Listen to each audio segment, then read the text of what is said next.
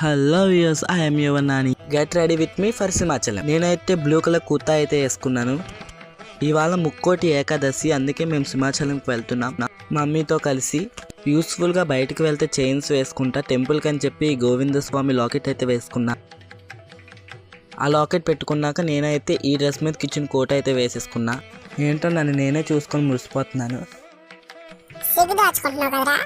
Coat అయితే వేసేసుకున్నాను. నాకైతే యూస్ఫుల్గా ఫెయిర్ అండ్ లవ్లీలు కానీ ఏవైనా పౌడర్స్ కానీ రాయడం అస్సలు అలవాట్లేదు. ఇదే నా ఫైనల్ లుక్ ఫర్ సింహాచలం.